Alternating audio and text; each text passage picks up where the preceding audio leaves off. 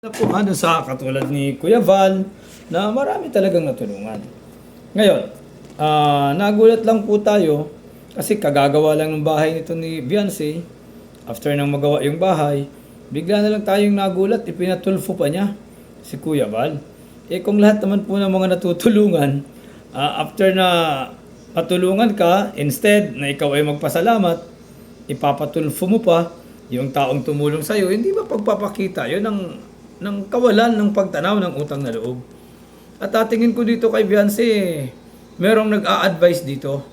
Merong mga nag-a-handler dito na nag-a-advise na kung gusto sanang humiwalay, kung gusto nang magsarili, wala namang problema, dapat nagpaalam na lang. Ngayon, magpatulpo sila, naging mainit yung issue, nakakagulat lang kung alin pa yung nakakatulong, kung may problema sana sila, napag-usapan nila ng maayos at dati naman po silang magkasama.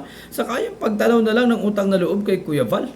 'Di ba? Napakalaki ng utang na loob yung bahay nila nung unang-una diyan sa Basod. Nasa tabing dagat, bulok yung kanilang bahay. 'Di ba? Talagang dugyot yung kanilang bahay. Inilipat sila sa mas maganda. 'Di ba? Inilipat sila sa mas maganda, mas maayos ang bahay nila. Milyon ang halaga ng kanilang bahay. Matapos silang matulungan ni Kalingap Rob at ni Kuya Val at ng mga sponsors, ganun yung gagawin nila doon sa mga taong nakatulong sa kanila. Ipapatulfo nila si Kuya Val. Diba? Ako kilala ko si Kuya Val, basta dami nang natulungan. Kaya nagulat tayo, bakit kailangang ipatulfo yung taong nakatulong sa'yo? Por respeto na lang sana. Kung meron kayong hindi pagkakaunawaan, hindi na kinakailangan palakihin yung issue. Kung talagang may respeto, kausapin ng maayos. Pwede naman pag-usapan, magkakasama naman sila eh. Di ba? Magkakasama naman sila. Iisang team lang sila. Kung merong reklamo, dapat ipaabot ng maayos, pag-usapan ng maayos. Ang nangyari po kasi, ipinatulfo, di ba? Kung kani-kanino nakarating, nakakalungkot. At marami nang nakisawsaw, katulad po nitong si Dr. Love, nakisawsaw na rin. Itong si Kapiso, nakisawsaw na rin. Ang tanong ko lang, ito namang mga to, sino naman to?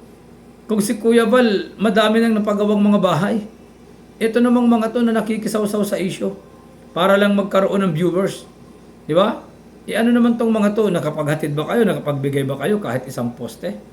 Isa-isahin po natin yan. Yung mga content po nila, yung mga upload po nila mga videos, kukomentaryuhan po natin. Re-reactionan po natin isa-isa. So sa mga kalingap out there, please support my YouTube channel at Hambalos 2749